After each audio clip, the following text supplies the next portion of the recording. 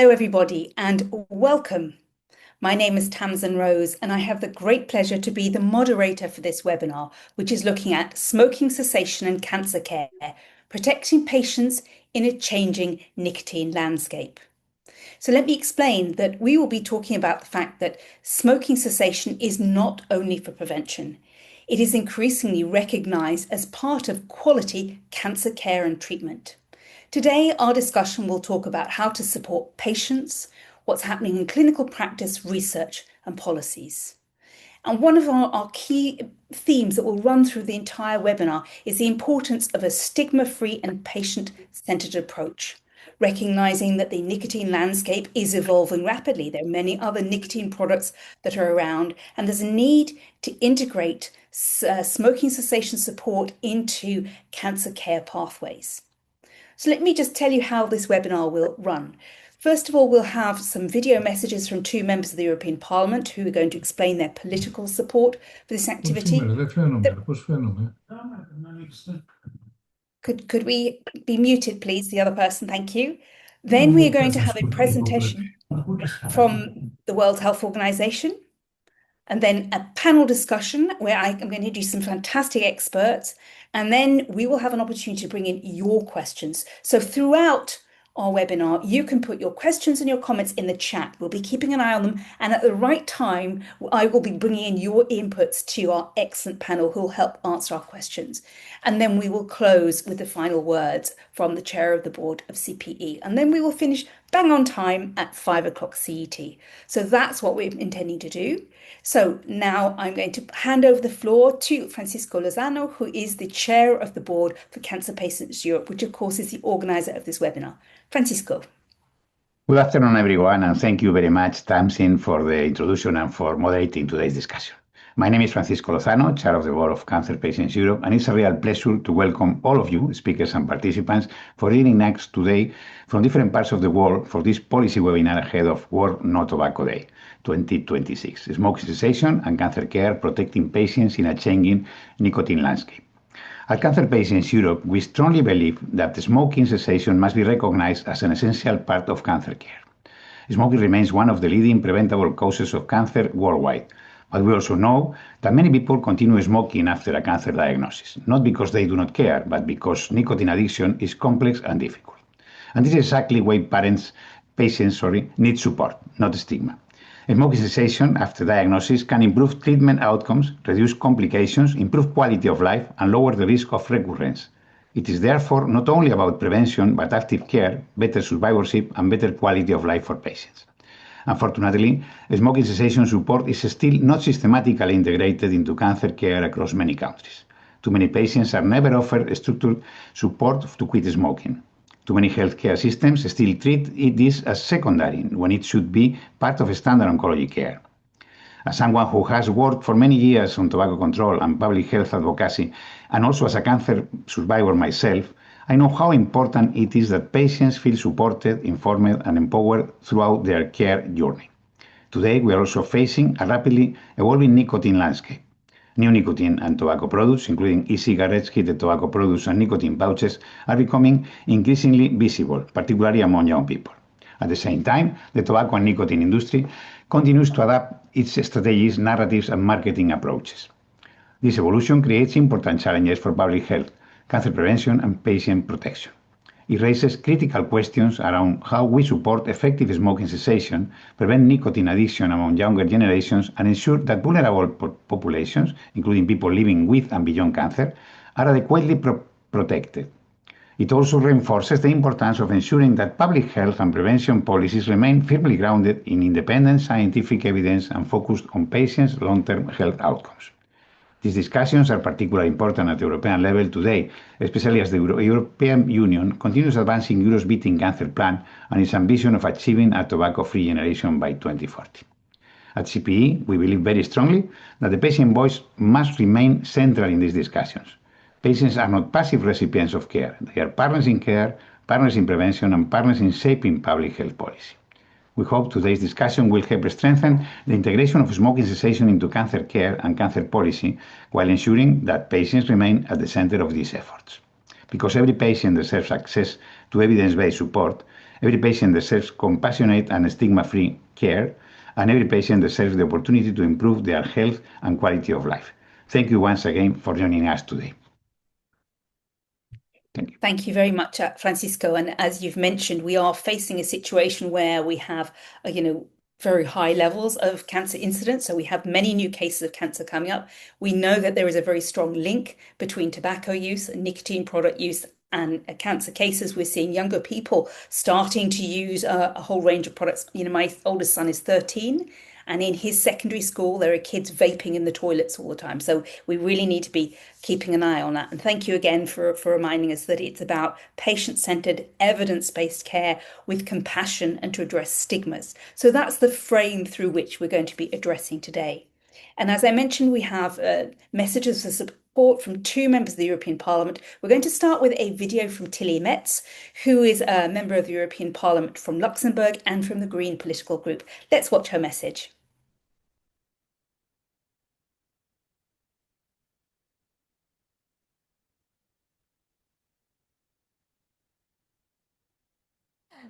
Dear friends and colleagues, thank you very much for the invitation to contribute to this important initiative on World No Tobacco Day. I am sorry I cannot join you live today, but I'm very pleased to share a few reflections on an issue that remains absolutely central to Europe's public health agenda: strengthening our collective ambition towards a tobacco-free generation.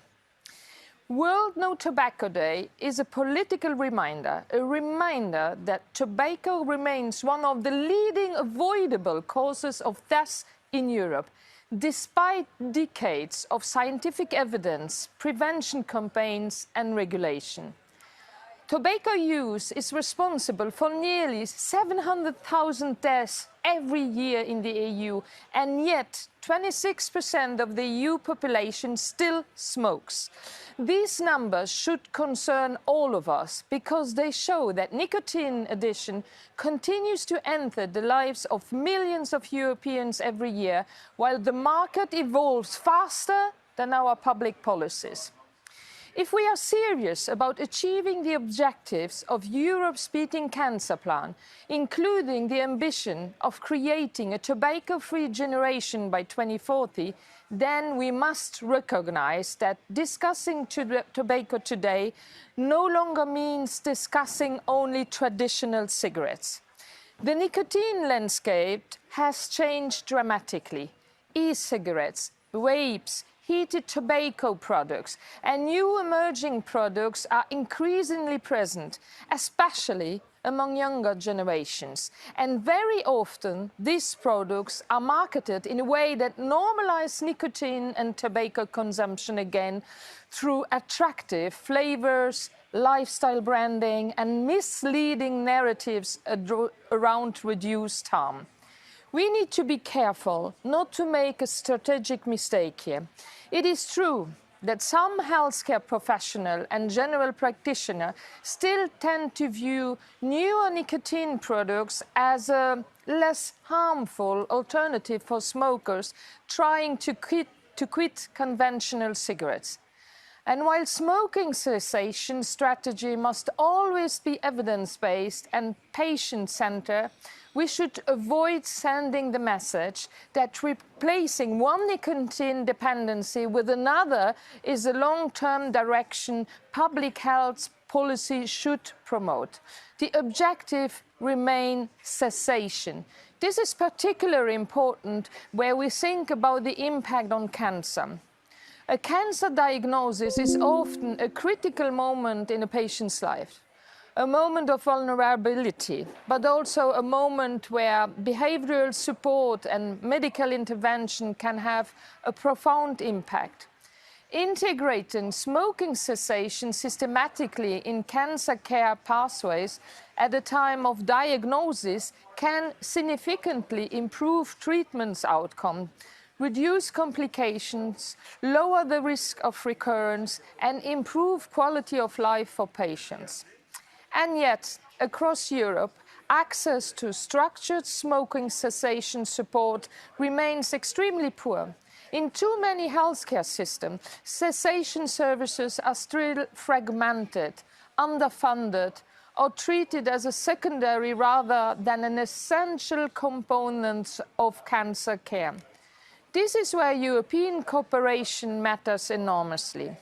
We need stronger alignment between member states on tobacco taxation, advertising restriction, protecting of young people, smoke-free environment, and regulation of emerging nicotine new products. We also need to continue protecting public health policy making from interference by the tobacco industry, whose commercial interests remain fundamentally incompatible with public health objectives.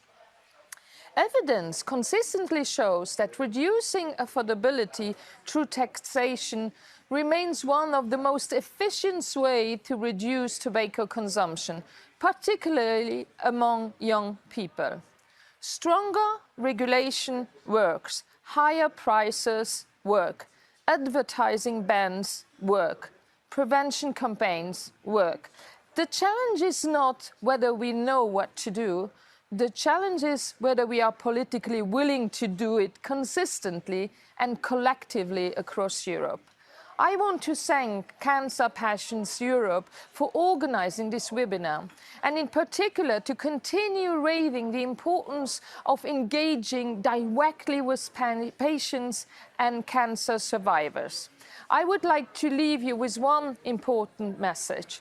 Progress on tobacco control is possible when political will exists. We have already seen that ambitious legislation can change behaviors, reduce smoking prevalence and save lives. Europe has now the opportunity and the responsibility to go further.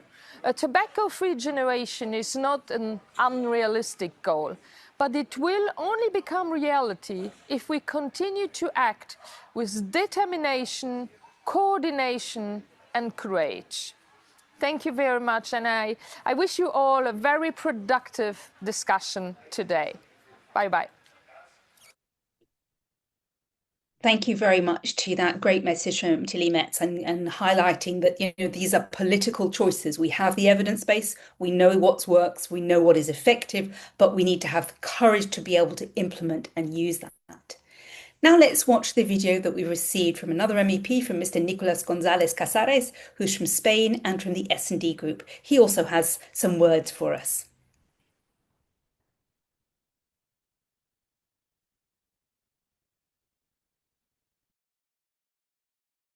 Dear colleagues, I'm proud to support this important discussion organized by Cancer Patients Europe on World No Tobacco Day. Sorry, No Tobacco Day. Let us speak clearly. Tobacco remains one of the leading preventable causes of cancer and death in Europe. And despite decades of evidence, the tobacco and nicotine industry continues to reinvent itself to protect profits at the expense of public health. Today, we are witnessing a deliberate strategy to normalize a new generation of nicotine addiction through cigarettes, heated tobacco products, nicotine pouches, and other emerging products presented as modern, clean, or less harmful. But addiction is not innovation. We cannot accept a situation where new products become a gateway for young people into lifelong nicotine dependence, while the industry presents itself as part of the solution to the crisis they created. This is why Europe must fully uphold and strengthen its commitment under the WHO Framework Convention on Tobacco Control. FCTC compliance is not optional. Article 5.3 exists for a reason. Public health policy making must be protected from tobacco industry interference. The tobacco industry should not be sitting at the table shaping Europe's health policies, influencing legislation, sponsoring events, or disguising lobbying through front groups and commercial partnerships. Public health institutions must remain independent. Science must remain independent. Policy making must remain independent. At the same time, we must do more for patients already affected by cancer. Smoking cessation must become an integrated and systematic part of cancer care across Europe. Every patient diagnosed with cancer should immediately have access to professional cessation support, evidence-based therapies, and long-term follow-up, regardless of income, geography, or the strength of the regional or national healthcare system. Because quitting smoking after diagnosis improves treatment outcomes, reduces complications, improves quality of life, and saves lives. But today, access to cessation remains deeply unequal across Europe. This is not only a health issue, it's an issue of social justice and health equity. Europe's Beating Cancer Plan gave us an important roadmap. Now we need courage to implement it fully. That means stronger tobacco legislation, stronger regulation of emergency nicotine products, stronger protection, of course, for young people, full transparency regarding industry influence, and stronger investment in prevention and cessation support. The tobacco epidemic did not disappear yet, it evolved, and our public health response must evolve faster and be stronger. I would like to thank Cancer Patients Europe for keeping patients and prevention at the center of this debate, because protecting Europe from cancer also means protecting Europe from the influence of an industry that continues to profit from addiction and disease. Thank you very much.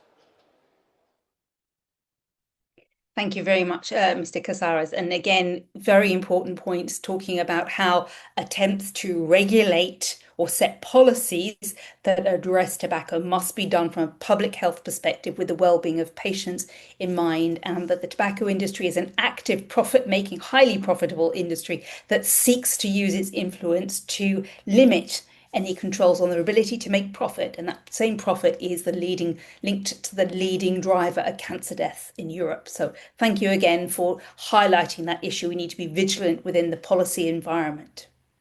Now let's turn specifically to the issue of smoking cessation and cancer care in this evolving nicotine landscape. And I'm delighted to pass the floor to Dr. Dongbu Fu, who is a public health expert at the WHO's tobacco-free initiatives. And he has a presentation that will help us to understand the health background to this issue. Dr. Fu, please go ahead. Thank you, moderator, and good afternoon, everyone. So I'm going to use about 10 minutes to highlight the importance of tobacco cessation in cancer care, and also will share with you what are WHO recommended tobacco cessation interventions that can be given to cancer patients to quit, provided by cancer care providers. So let's start with the problem. Next slide, please. So the problem which we are facing in terms of tobacco use by cancer patients, I think is very clearly illustrated by the photo I included here. The problem is there is a substantial proportion of tobacco users continue tobacco use even after a diagnosis of cancer. There is a systematic review of 16 longitudinal study on tobacco use after diagnosis of cancer, for example, lung cancer, or the cancer related to health and head and neck, shows on average there are about 42% of patients at the time when diagnosed with cancer continue to smoke. So why this is a problem? Next slide, please. Because continuation of tobacco use leads to poorer cancer treatment outcomes. In 2018, WHO published we call knowledge summary on tobacco and cancer treatment outcomes. In this knowledge summary, we indicated that in addition to the well-established risk of tobacco-related health problems, which we are all familiar with, for example, cardiovascular disease, respiratory disease, tobacco use by cancer patients will lead to increased risk of adverse cancer treatment outcomes, include like overall mortality, cancer-specific mortality, the recurrence of cancer, and also will have more chance to develop second primary cancers. the person who continue to use tobacco will also have a worse health-related quality of care as well. Next slide, please. On the contrary, the notice summary also indicated if cancer patients who are using tobacco able to quit around the time of diagnosis, they will have a more likely to improve their cancer treatment outcomes. So some cohort study shows if the person able to quit tobacco after diagnosis of lung cancer and other cancers, they will have a median 9 to 11 months improvement in the overall survival. The evidence also shows smoking cessation may improve treatment outcomes, although the evidence is relatively weak. Evidence also shows cessation of smoking around the time of diagnosis could improve quality of life and the symptoms, for example, deprived symptoms. Next slide, please. Considering the benefits of cessation to the cancer patients, I think we all agree cancer care providers should actively support tobacco using patients to quit. But in the reality, unfortunately, currently, less than half of the oncology providers are actively treating tobacco use or refer them to the existing tobacco cessation services. So that's why we need to emphasize identifying and support tobacco users to quit should be every health provider's business, including cancer care providers. And also we all know oncology teams, they are uniquely positioned to provide tobacco cessation support because a cancer diagnosis often serves as a teachable moment, just like a previous speaker emphasized, where the patients are highly motivated to make lifestyle changes. Okay, that's the message I think we should really emphasize, try to engage cancer care providers to really spend some time to help tobacco using patients to stop using tobacco. Now let's look at what kind of intervention WHO has recommended for tobacco users to quit. Next slide, please. In 2024, WHO published its first ever clinical treatment guideline for tobacco cessation in adults. In the guideline, we recommend the interventions can be classified under 7 categories. In other words, we recommend a comprehensive set of tobacco cessation interventions for tobacco users to quit. The first category is that behavior support options can be delivered in clinical and community settings, such as the brief advice by healthcare providers, 3 intensive behavior counseling options like individual face-to-face counseling, group face-to-face counseling, and telephone counseling. The second category is focused on using the digital tools to deliver tobacco cessation. We call digital tobacco cessation interventions. The guideline emphasizes 4 modalities can be used to help tobacco users quit. That's text messaging, smartphone applications, artificial intelligence-based interventions, and also internet-based interventions. The third category is for pharmacological interventions. The guideline recommends 4 medications as pharmacological treatment options. They are varenicline, nicotine replacement therapy, we call NRT, bupropion, and cytisian. We also have the specific recommendation for interventions to be used for smokeless tobacco use cessation. The guideline also recommends combination of behavior and pharmacological treatment is the most effective treatment option, which we really emphasize. This is the combination is the one able to have a highest quit rate. And then we also have a recommendation for policymakers for them to put in place some system-level intervention policy in order to support the cessation service delivery by health providers. For example, including the tobacco use status in the medical records, training all health providers on tobacco cessation, and also provide cost coverage for all proven tobacco cessation services. So among such a variety of interventions, what kind of intervention a cancer care provider should do? Next slide. We recommend cancer care providers should routinely provide at least 1 intervention That's called a brief advice on tobacco cessation. Because this intervention, it only lasts 30 seconds to 3 minutes. It can be consistently provided by health providers as a routine practice to all tobacco users accessing any healthcare settings, including oncology settings. In other words, a cancer care provider should at least spend 30 seconds or 3 minutes to ask every cancer patient about their tobacco use and give advice to those who are using tobacco to quit. This is something everybody can do and can reach a large number of people if everybody does it for every patient at every visit. Thank you. Thank you very much, Dr. Fu. I mean, I think the information you gave was really interesting.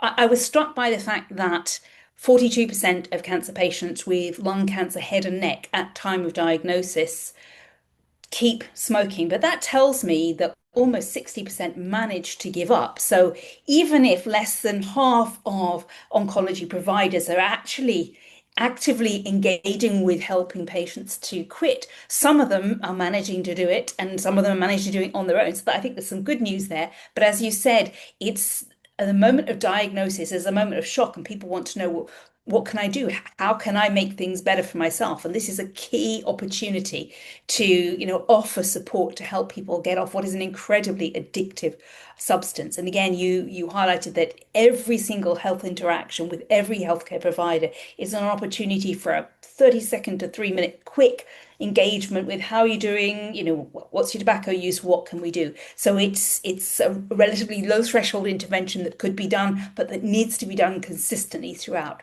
So some really great information. And as we said, we want to be evidence-based in our approaches. So thank you for that. We're now going to move to a panel discussion. And as I said, I've got some great experts who I'll introduce you to in a moment. But there will be a period when I'll be inviting your questions for our experts. And you can use the chat function. So please feel free to put your comments or your questions in the chat function. We'll be keeping an eye on that. And when it's the Q&A time, we'll be bringing them in. So let me introduce Dr. Evangelos Philippoulos from the Hellenic Cancer Society, Ilona Manchikova from the CPE Policy, which I've probably not pronounced correctly, from the Czech Republic, Professor Francisco Javier Ayesta from the University of Cantabria, Dr. Severi Caini from ISPRO Toscana, who is from looking at this research perspective. So we have got 4 great experts, and we're going to be looking at how we can integrate smoking cessation into cancer care and policy. We're going to hear more about the patient experience, the clinical practice, and where we can bring in research. So welcome to my panel. And colleagues, can I ask you very briefly, 30 to 40 seconds, to just introduce yourself and in one sentence explain why smoking cessation should be considered an essential part of cancer care, not only cancer prevention. So Dr. Evangelos, can I invite you to go first, please? I want to congratulate the organizers and the speakers. I am the president of the Hellenic Cancer Society, and we have a big problem with our oncology patients because the percentage of them that they continue smoking is very high. And Greece is a country with a very high percentage of smokers. We are trying to intervene and to convince doctors and other healthcare personnel to be more active in smoking cessation and inform the patients that it is worth to stop smoking to help their treatment. Excellent. Thank you. Ilona, please go ahead.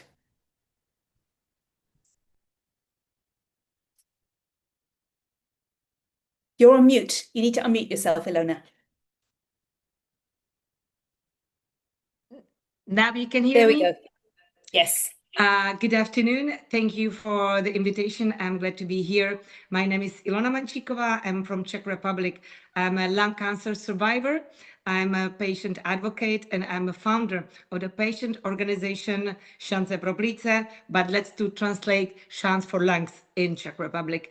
And then my point of view is that definitely it should be part of the care of the cancer care and treatments. because most of the patients still, they don't know about this insufficient awareness about negative impact of smoking during the cancer treatment and remission. So the smoking cessation can improve treatment of effectiveness, as was already told. And I think this information is essential for them, and most of them, they don't know about it. Thank you very much. Professor Francisco Javier Ayesta. Good afternoon. I would say that quitting tobacco is really important for you, I mean, for people who have suffered cancer, because quitting is something that is desirable because it will increase your quality of life, no doubt, and it will also increase your the quantity of life, the expectation of quantity of life. It has been summarized, but in the end, of course, you cannot expect miracles or nothing similar, but things will improve in quality and in quantity. At the same time, that is desirable, is an aim that is really desirable, is an aim that is really possible. You have just, the chairperson has just recently highlighted that there are some people who have already quit before or something similar. Of course, some others may need some kind of additional help, and we as health professionals, we can provide it. So in some way, I would say it's a really desirable aim, and also is an aim that it can be achieved. Thank you very much. Dr. Severi Caini, over to you. Thank you. Important reason why smoking cessation support should be provided to every cancer patient is that because failing to do so is associated with a very large burden of disease among these patients. Okay, in terms of years of life lost and years of life lived with worse health that it could be. So this burden is underappreciated. Is a burden of disease that can be avoided with an intervention that is way less costly than practically everything that we provide to cancer patients. So there's no reason really. It's an ethical point, of course. It's an imperative. I'll explain more later what I mean, but that is one of the points that is very often overlooked. Thank you very much. So you've all given us great reasons why smoking cessation isn't just about prevention. It should be an essential part, a central element in cancer care. Dr. Evangelos, let me come back to you because with the experience of the Hellenic Cancer Society and Smoke-Free Greece, what are the main challenges in supporting cancer patients to stop smoking after a diagnosis of cancer? Particularly, as you said, Greece is a country where you have still quite high levels of prevalence of smoking and, lots of visibility of new nicotine products. The first problem are the physicians, the doctors. The doctors, they don't have time to counsel their patients, or they say that they are not good educated about smoking cessation. Also, we have a problem with our doctors, how they be involved in the smoking cessation for the cancer patients. The cancer patients themselves are not informed about the benefits of quitting smoking, and from the other side, they have a fatalistic view of their situation that is pointless to stop smoking now that they have cancer. Also, we have our duties to inform the doctors to do their job in smoking cessation, and second, to inform patients and to give advice for them how to quit with smoking. I want to say, because I noticed from Dr. Fu the presentations about the high percentages of smokers with head and neck cancer. When I spoke with the radiologists, they were on board because the majority of their patients were heavy smokers. And it is reasonable because head and neck cancer is very stark in connection with smoking. So it is difficult, a heavy smoker, to turn on and be a former smoker, ex-smoker. What we have tried to do is to print a three-fold brochure for the doctors and three-fold brochure for the patients, and also to organize an application for patients, an application that is not similar as the others, that are only some answers, but is more active. It is a difficult a way to come near to the patient because it is only a mobile, it's not a person with him that talks, but we have made a beta form of these applications. We have take the points that was very weak, and we hope the next month we will be able to take the application on the Google Play Store so that the people can use it. It's free, it costs nothing, and we can help people that lives in rural areas or away from smoke cessation centers. It is very important to be informed about the dangers that continuing smoking has in the health of the patients with cancer. In an area where cancer is feel more better the prognosis, it's very sad to have people still smoking. We try to convince every patient, and in our organization we have enough patients and we are successful because we have a helpline, but it is not 25 hours a day open because we lack sponsors. The tobacco industry is very stark in Greece, and the government tries to make a policy, a smoking policy, but it is not complete because the pressure of the tobacco industry is very stark. What we want to say is to make the doctors not to spend a lot of time. Instead of 5A, we have we give the advice for 3, not A, 3P in Greece. Okay, it's ask, is advise, and then refer. That's all. That's what they have to do. It is not a long time. And because the electronic system for the patient's data is very difficult, the doctors are not willing to spend time writing Frankenstein test and so on for the patient. Also, we must be very not very strict about what we are doing. We have to unpass to our condition. And as I said, Greece is one of the highest percentage of people that smoke, and that's a problem. And from the other side, for the young people, we are trying to speak about nicotine addiction because the electronic cigarettes, vaping, and so on are very popular to the young people. And we try to say that they are addicted if they start smoking electronic cigarettes and so on. And it is very soon to see the negative effects of such a practice. We will do our best, and we use our cancer patients as representatives to other patients for quitting smoking. I don't know if we want to see our application or what we have made as a We'll make sure we can we'll put a link in the chat.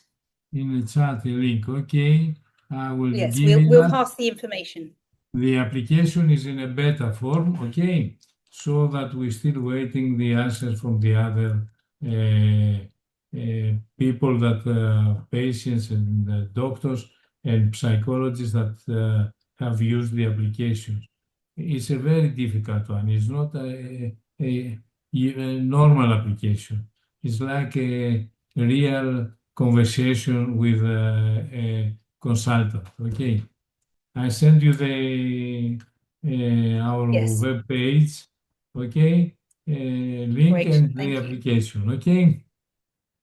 Thank Thank you you very very much. much, and so excuse me for my English. Okay.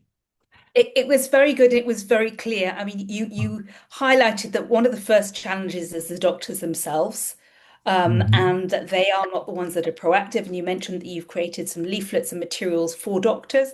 You highlighted that for patients, the moment of diagnosis is both an opportunity for change, but also there's a risk that people get very fatalistic and they, well, I've got the cancer now. What difference will it make? And yet, the evidence that we had provided by Dr. Fu is that actually there's some very good news to be able to tell people, which is if they can quit smoking, their health outcomes are better, their quality of life is better, the care that they're going to get is going to have better treatment. And it's you highlighted, of course, that Greece is a country that has lots of small islands, rural populations, and so your new app and your online tools would be able to reach people who are perhaps not in big cities, and it's harder to get access to some of the support that's so important for patients when they want to quit. So you told us a lot, and that was really helpful. Thank you.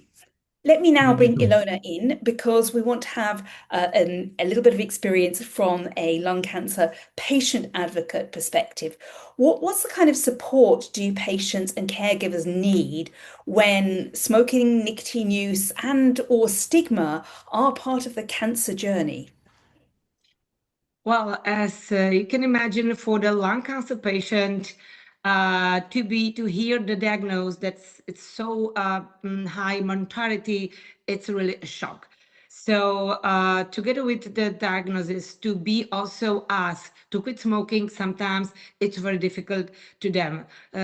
We need to understand that, of course, this patient feel overwhelmed. They are under the shock. They are very in a vulnerable emotional stage, and they feel guilty, of course. So I think it's very important to integrate the cessation of smoking in the care and try to offer it repeatedly, not just once.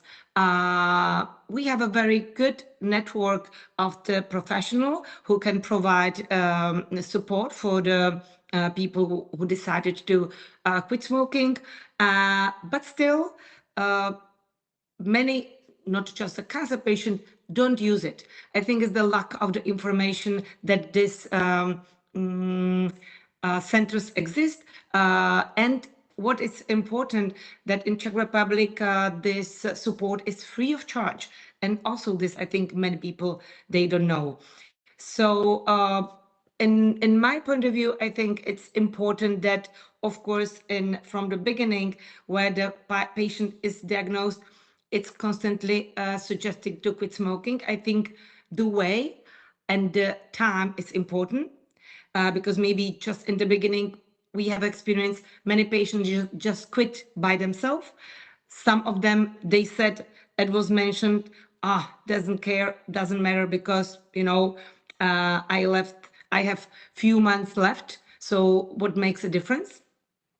We see a great results with the immunotherapy in a certain mutation. So it's not anymore that lung cancer is it. It's the survivorship. It's so short. We have a great result. So we always encourage the patient to just try to quit smoking. But still, I think the percentage of the patient who really start quit smoking during the care or the treatment, it's really low. So I would say like again try to offer the support. The support can't be just one shot. It's a long-term part, not only during the treatment and the care, but also when the patients are in remission. And always to keep in mind that it's a very overwhelming and difficult situation for the patient and caregivers who play very important roles. So just sometimes we feel, or what is reported, the lack of empathy they experienced. Thank you very much. And yes, of course, getting a new diagnosis of cancer, is a shock. It's a huge blow to the individual and to their family. So your call for empathy, I think, is well heard. Really important to acknowledge that, that smoking cessation is offered as a support and a help, but also taking into account, what the reality of what it's like to just get a diagnosis and face some very serious, health risks. Maybe Let's one, now one, move a one, little bit. Yes, of course, sorry. please. Last things. Most of the patients already tried to quit in past, and so the problem for them is also that already experience a failure, so they are scared to fail again. But most of them never try the support of the professionals. So what we advise and what we support, like, that they don't try to quit by themselves, but they are supported. So that is a big difference, and still many patients don't know, how the support works. That's a really good point because most smokers want to quit. All the surveys show that, and as you say, if a patient gets a diagnosis of cancer, they've probably got in their history some attempts in the past to quit that have failed. So it's a really big challenge, but they've perhaps not done it with the kind of support that is actually available that would help them this time to succeed. So now let's move to our next block of conversation. And a reminder, we'll be coming to the Q&A in a little bit, so please feel free to put your questions and your comments in the chat. But now we're going to look at how you can integrate smoking cessation into oncology care. And I'm going to ask Professor Francisco Javier Ayesta, from a clinical perspective, what should good smoking cessation support look like for cancer patients? What should they experience? What should be offered at diagnosis and during treatment? And are there any practical models or case studies that you believe could be replicated more widely across Europe?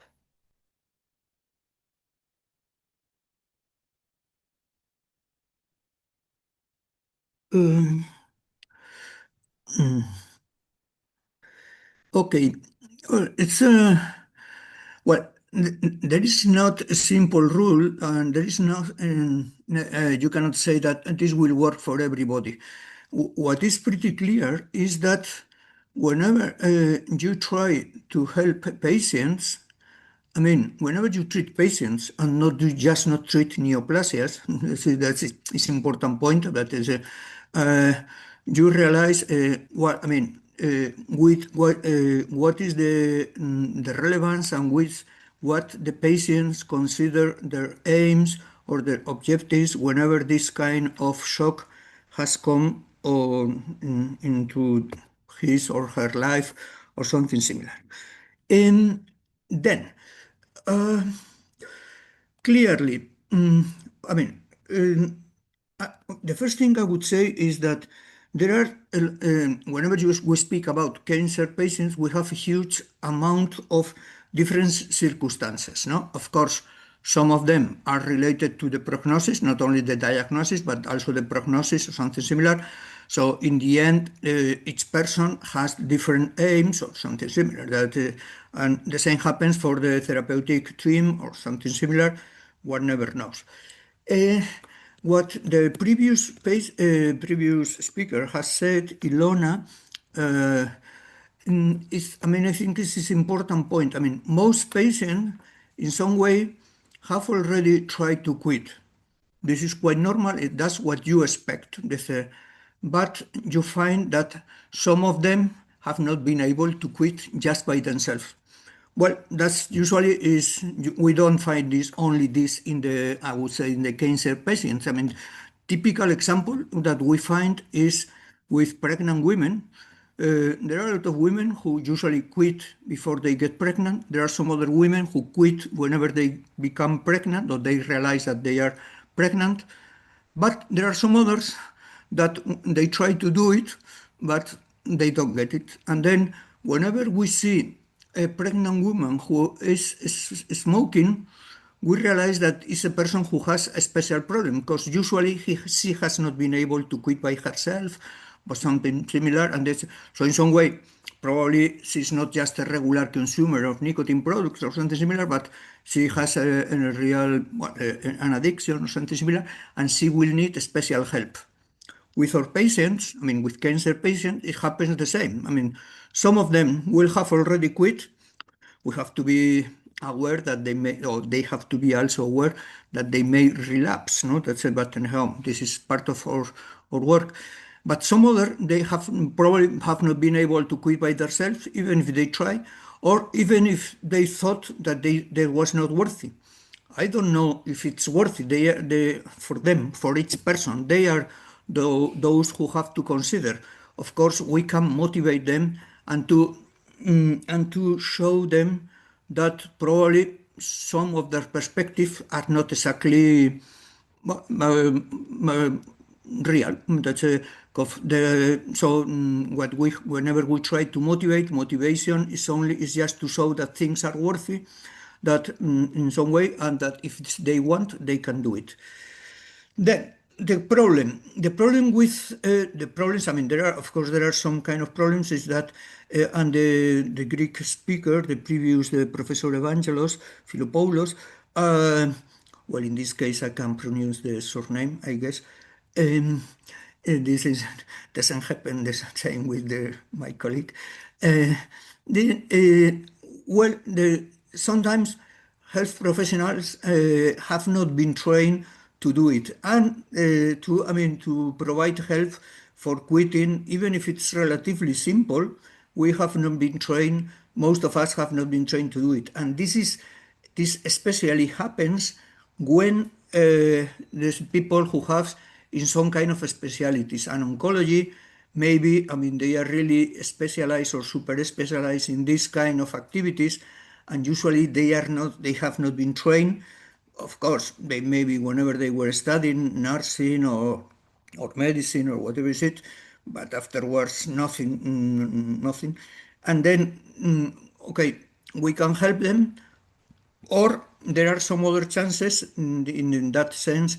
The person who spoke previously from WHO suggested that, well, you can, I mean, send the person to somebody who is more or less expert. And in what we find is that there are some people who won't need a lot of help, an intensive help. This is a bit, of course, but there are some others who will need quite more. And then, of course, can you expect oncologists or nurses who are specialists on this field, or other people who's around and are working in an hospitality in oncology environment, can be expected to do this? Well, maybe sometimes they can do it, and some people, I know some people in Spain that they do it. Some others, they prefer to, okay, let us refer them to other health professionals. It's a general question, but in the end, it's a general answer, sorry, not a specific one, but I guess you can get some ideas. Thank you. I think what I took from your answer, which was very interesting, is that each individual is different. Their motivations are different, and their capacities to be independent on their journey are different. So some people will need very intensive support. Others will need, just less regular support. But you mentioned that, and take pregnancy, that's a very clear example. Sometimes when women are preparing to get pregnant, they can manage to quit. Sometimes they only manage to quit when they become pregnant. And there's a sort of some point between a quarter and a third of pregnant women, I think, who are unable to quit smoking, who still keep smoking. So that's a really good example to show the differences of support that can be offered, and that need to take into account somebody's own circumstances.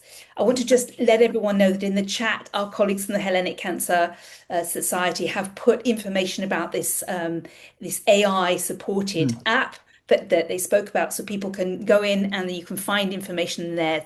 So as promised, we've provided you the information. Let me now bring in Ilona because I'd like to go back to the patient perspective to say, obviously, a patient who's just got a diagnosis, it's a huge shock, and they and their families are still working out what to do. But this is where patient associations and patient organisations have a really key role because they're often the first port of call for patients who want support. So, in this area of smoking cessation, what role can patient organisations play to support smoking cessation alongside clinical care for cancer treatment? Well, so first, of course, we stay with our patient and the members of our organization. We ask them when the new member come, of course, if they are smoker or not, because actually, as myself, we have also some no smoker with the lung cancer. But back to the smoker, so we always ask if they smoked, if anyone, if they try to quit, if the support was provided or suggested to them. And we, of course, refer to a specialist. As I said, in Czech Republic, we have very wide specialists and several centers. Every region is well covered. But still, what I heard is that maybe online consultation for some patient will be important. So it's something that we will bring on the tables because, of course, if you are during a treatment, maybe you don't feel as a physical level to just travel and to have additional, smoking cessation, or just simply is the long distance. So I think this is something that might be improved.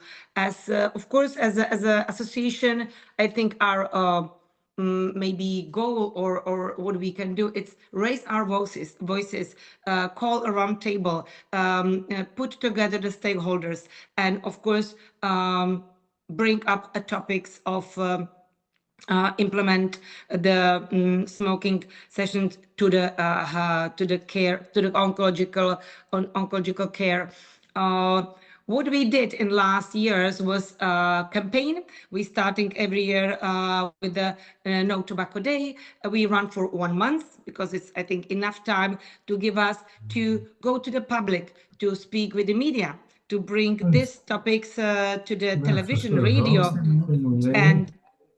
and so we use our voices to go to the general public and to bring these topics. So as was previously said, I think it's very important to bring all stakeholders together to push a little bit for the politics to also change some policies.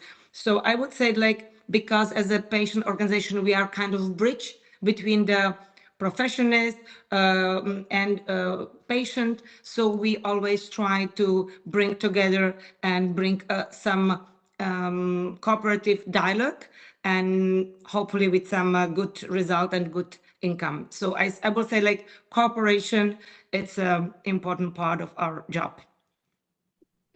Thank you. And as you said, patient organisations, you are the bridge between the patient and their families and the clinical environment. So you can offer a whole range of different supports. And I know it's really interesting that you're in every engagement that you have with a new patient who comes through the door, you talk about it, you ask about their smoking background, etc., to sort of help open that conversation.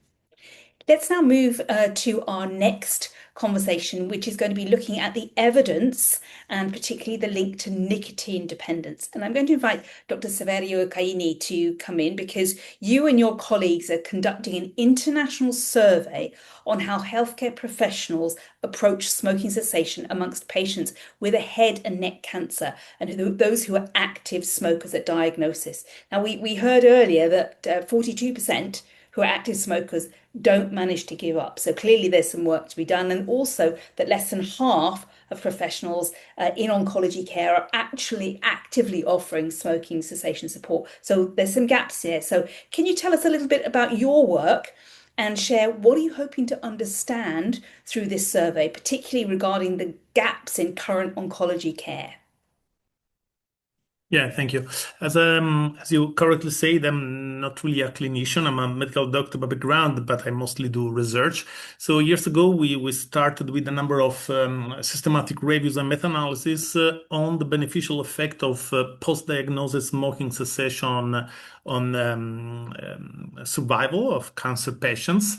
And while the evidence was still limited, very few papers compared to what is available for many other topics in oncology, still the evidence was so convincing that we ended up thinking that it's really time to do something practical to improve. I mean, let's say the way smoking cessation support is provided to cancer patients. So we decided to focus on head and neck cancer, one of the a cancer type that is strongly linked to smoking as a causal factor, and therefore, say, where quite a large number of patients are current smokers at the time of diagnosis, and we set up a survey, an international survey, whose aim was to say to see what is currently being done around the world at say cancer institutes, hospitals, and so on, treating head and neck patients with head and neck cancer, in terms of providing smoking cessation support, recording this information in the medical charts, and having guidelines and so on. So we managed to obtain the collaboration of scientific societies around the world, which is very good. And we sent a questionnaire, quite a short questionnaire to many people around the world dealing with this kind of patients, trying to collect information on whether smoking status is collected at diagnosis among these patients, which seems, I mean, an obvious thing to do, but it's not always done, which is very strange.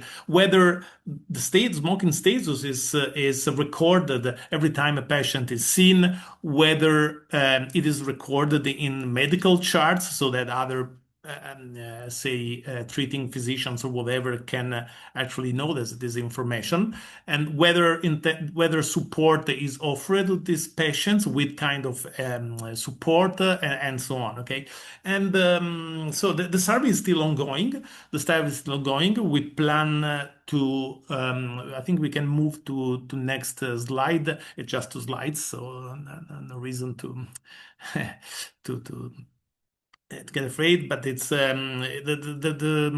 survey is still ongoing. The last reminder will be sent mid-June. We plan to finish the survey, to close the survey end of June, and to publish the first result. I mean, to have a manuscript ready by the end of August. So hopefully it will be public available quite soon.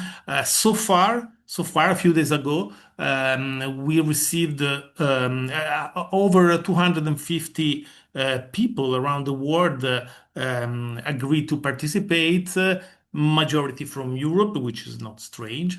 I mean, since we are based in Europe, in terms of age, is quite a nice distribution. Mostly, I mean, basically all of those who participated were physicians, and we would have welcome, say, a more diverse range of participants, and many people working 10 or more years in oncology. Only a minority of respondents were active smokers, also not very surprising. Most were working in public university hospitals, treating in the majority of cases over 150 patients per year. So with a nice volume of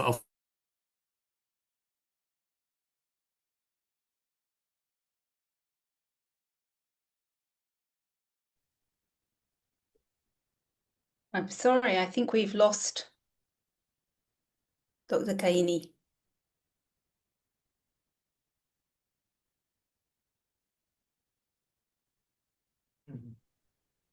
I think it's on his side, Tamsin. Yeah, okay.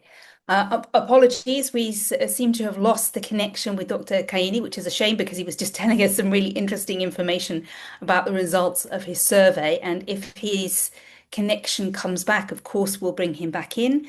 But as a reminder, some of the things that he was highlighting was this survey where they've managed to get some quite good engagement from across Europe and beyond, and asking people, were they smoking at diagnosis? Have they managed to quit? And what has managed to do? And we'll try and see if we can bring him back in on that. But while we're waiting to see if he can reconnect, let me bring in Professor Francisco Javier Ayester to follow up on this, because remember what we're doing is we're building up the evidence base. This webinar was specifically titled around the fact that the nicotine landscape is changing. There's a whole broad range of nicotine products out there. There's e-cigarettes, there's vapes, there's heated tobacco products, there's oral tobacco products, and each of these is another way, it's another delivery mechanism for nicotine, which is the addictive substance. So, Professor Ayester, there's growing discussion around e-cigarettes, heated tobacco, and other nicotine products. From the point of view of dependence and treatment, why is it so important that we address broadly nicotine use and not just the traditional, getting people off cigarettes?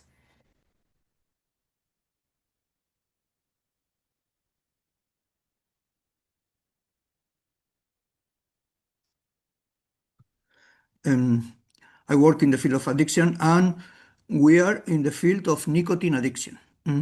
Tobacco is something like an excipient or something similar. In fact, the field is evolving. I mean, it's evolving, but it will take time to evolve, especially regarding cancer patients. It's funny because my students that are 23rd years old, more or less, they are finishing medicine. Usually, it's funny because they told me, oh, but tobacco smoking is already something that is not important. Nobody smokes. Nobody smokes in the students of the last year of medicine. No, this is something like 2-3%, at least in my school, in my faculty. But nevertheless, they said, okay, this is not a past problem. No, it's a present problem for all your patients. You will have a lot of patients, even in Spain, more or less now. It smokes daily 1/6 of people who are over 60 or 15 years old. But there are a lot of cancers and a lot of diseases that are going to come. So, perceptions regarding the new products, of course, the new products is something like a substitution. The main aim of the new products is just to try to hook the young generation, because it's already the generation that is more or less lost for the conventional cigarettes. No, this is the main aim clearly for the tobacco or the nicotine industry. That's the nicotine, the new devices, the new products are so in some way they are just going for the new products. So from the cancer perspective, there are a lot of things that are not going to change in Europe in the few years from the cancer treatment or regarding our patients. The same happens in the rest of the world. I mean, the problem, the new products is the typical commercial strategy aimed to those in those countries that are already quitting a lot of cigarettes, of a lot of conventional cigarettes. No? So in some way, the developing countries, I mean, the less economically developed countries, won't see this problem. So what are we going to see? That nicotine addiction is more or less the same. There is no difference. In the end, the level of addiction is related to the how quick the nicotine impact is produced. No, so it is related to the speed of absorption. And this is also mainly related, of course, of lipophilicity, but also is mainly related to the way of the route of administration. And the inhalatory route is clearly addictive. In the end, what we see in the treatment are the significant differences between treating conventional people who smoke from conventional cigarettes or people who smoke the new products. In fact, the evidence doesn't say that there are differences. I mean, they say in the end you have to change more or less a behavior. I mean, there are different interventions, psychological and some pharmacological and also social that it works. And in the end, the difference is not so very much. No? That's I mean, the way we have to the management of nicotine addiction, this okay is not completely different whenever we see the new products. I mean, e-cigarettes or tobacco heated products or something similar. Of course, things are a bit different regarding nicotine pouches, but also nicotine pouches sometimes is something I would say is a way of entrance. No, but regarding nicotine pouches, we have I mean, in Europe, not very much, but in the States, they have an experience treating how the treatment of oral nicotine, and that's the way. And then, so it's not completely different at all. Excellent. Thank you very much. And Dr. Kaini, I see that we've managed to restore the connection. So would you like to just finish the messages you were giving us? And particularly, we wanted to hear, where are the gaps that your survey has shown us in oncology care where we could support smoking cessation? Yeah, that's. I mean, I wanted to close. Apologies for the problem with connection. I wanted to close my intervention to really linking to the first panelist who was saying that really very often the problem is with say healthcare providers who are not say not everything is in place to provide these patients the best care that these patients should receive. As I said, it's really. I mean, I think we should really make a change in paradigm, saying that failing to provide smoking cessation support is failing to provide effective care, and failing to provide effective care, of course, has ethical implications, and in general has a large burden associated. So this is something also that we want to investigate in the future. We want to really quantify the burden that is associated to this lack of say organization, and so we need this survey, of course, to also to feed this further the investigation to conduct. Excellent. Thank you very much. We're now going to, no worries, it happens. So my question now is before I open the floor to some Q&A, and we've already had a couple of questions come in, so thank you for that. To all my panelists, if you could recommend one concrete action that would improve smoking cessation support for cancer patients in Europe, what would it be? And let's start with Ilona from a patient's point of view. Very difficult to say just one, but probably the guidelines that already exist, that we make sure that they are adopted, because we have them, we just not adopt them.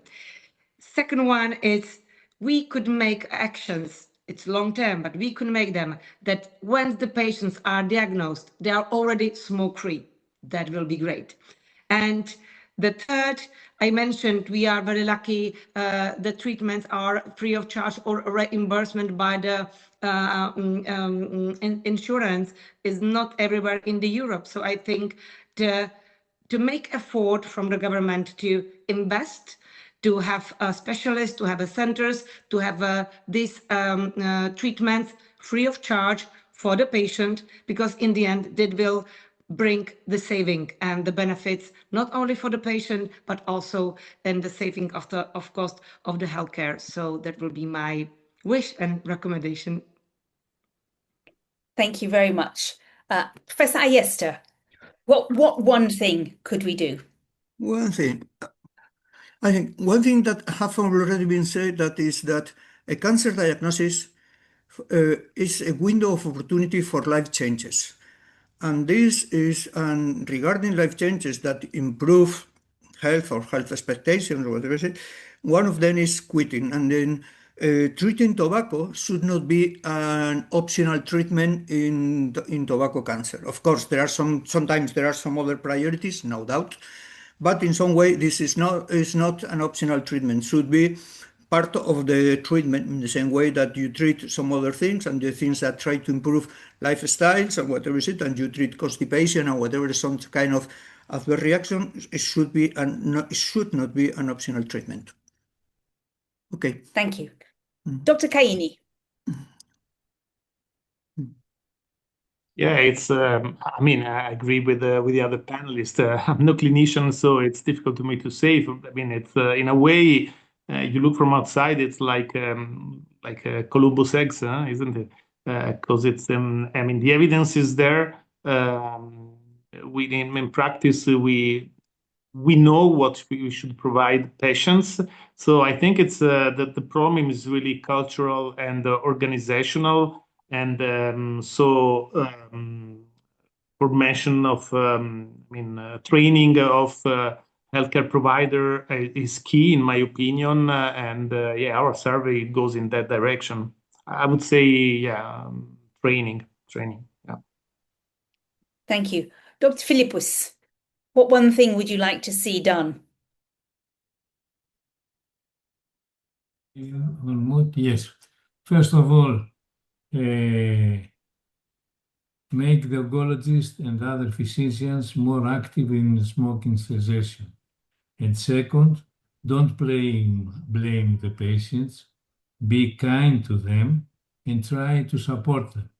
It's very important because they are addicted. Also, the oncologists, the first role, the physicians, nurses, and all others, and try to be kind and give to the patients to understand why they must quit, but with a gently way, with more empathy. That's all. Thank you. I'm now going to bring in a couple of the questions that we've received. And one question I think is quite interesting for us to explore, which it says, we must deal with a situation that if a patient with cancer still smokes, perhaps it's because they've got a strong addiction, but also because they can't deal at the same time with the adverse effects of chemotherapy or other heavy treatments and the physical effect of trying to quit smoking. Have you considered that the addiction is so strong that, it's too much to expect a patient to try and cope with both, especially if smoking for them is a coping mechanism that they use for stress, for example? Who from my panel is able to help respond on that? Anyone, please go ahead. Yeah. Then, of course, I mean, you are not expected to do everything at the same time. You have to prioritize. Not only the medical team or the oncologic team, but also the patients. It has to prioritize. Something like whenever you have mental problems, and you quit, and it's important for you to quit smoking, you have to be more or less stabilized. No? So in some way, you are not expected to quit alcohol and tobacco at the same time. You can do it, but sometimes you are expected to quit first the most problematic drugs and afterwards the other one. The same happened here. Sometimes you have to have, you are not expected to do everything at the same time. You have some kind of priorities and do it. You do it with the oncologic treatment. And there are some kind of clinical problems that, first of all, let us do the chemotherapy, the radiotherapy, or the immunotherapy, whatever is it. And afterwards, we will go for some other problems. So in the end, it's just a question of priorities, but one should never forget that this can be also a priority. It's not the urgent thing should not be an excuse to avoid some kind of important thing. I would say so. Thank you. Ilona, please go ahead. I can't agree more. As I mentioned earlier, what does matter is when and how. How the quit smoking will be suggested to the patient and when. And even the patient is not ready immediately, maybe in 2 weeks, maybe 1 month, because actually the stress they absorb, it's enormous. And also to explain how the cessation of smoking works, how the therapy works, because they are not aware. So just simply are scared that will fail, and maybe they will have this sensation of the abstinency, but they don't know maybe that with some medical treatment, it can help them. So I think it's important to try again in a gentle, empathic way, in the proper time, to suggest again and again. Thank you. We had a comment or a question that Francisco Lozano put in earlier in the chat, which I think is worth acknowledging, to say, cancer care is actually incredibly expensive. And access to personalized medicine, the latest advanced medical products, is something where reimbursement is often quite slow, and yet smoking cessation is a relatively cheap intervention. And it's one that increases the positive outcome of the more expensive bits of healthcare that's provided. And yet, even with that, it's still not happening. And that this is less a sort of a lack of evidence. It's more a political will issue to say we need to get to grips with this and make a decision that we have to cut tobacco use as a way of making our cancer care more affordable and more effective. So there's a comment there from Francisco and colleagues. Is this an argument that policymakers are receptive to say, to make the expensive stuff you spend money on for cancer care more effective, you must absolutely twin it in a parallel step with some of the more inexpensive smoking cessation support that we know is effective? Who from my panel might want to comment on that? And Dr. Fu, please feel free to come back if you want to share expertise from the WHO. Sure. No, I can just start. Yeah, I think this is a very important question or comment. Basically, it means how are you going to sustain the service delivery? I think some colleague mentioned this should be part of standard of care. Yeah, from our side, you see, when I present, there's one recommendation, including our WHO clinical trial guideline, is how you are going to cover the cost for the cessation services. In other words, you need to have a policy established to cover the proven tobacco cessation services, including everybody, including those cancer patients, right? And then in practice, also think about everything done should be look at the whole system. It's not just one component. So for cancer care, I would say you need to look at the 6 building blocks. The health workforce, do they feel confident to do that? Does they get to the training, etc. And then for the information system, is really the tobacco use status already included in the medical records or not? If not, they're less likely to ask.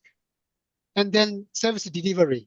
What kind of service included into is cancer care? Oh, it's just a few minutes talk, or have more intensive behavior counseling, medication use, etc. Right?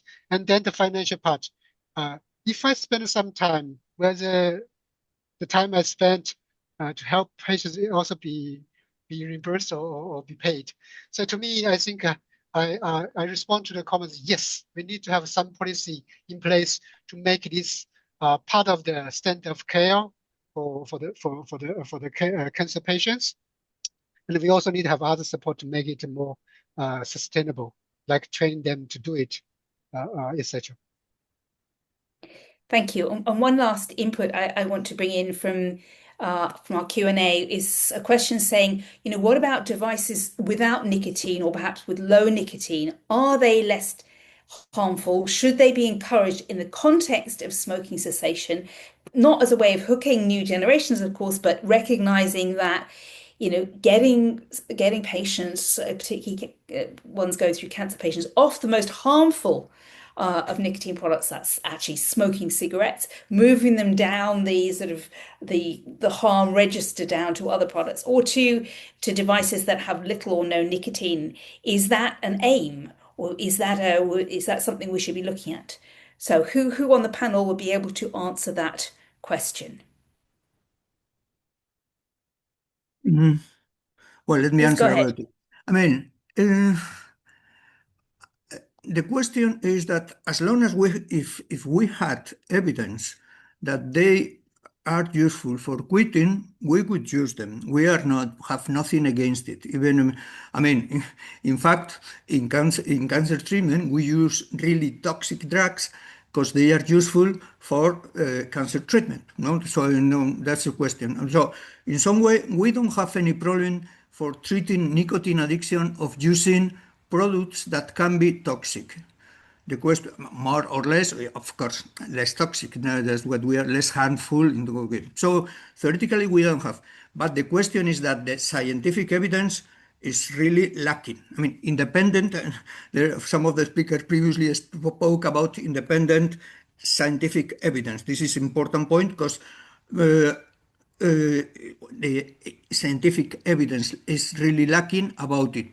Whenever independent scientific evidence, whenever if it would be useful, I mean, if there were evidence that would be useful, we could use it.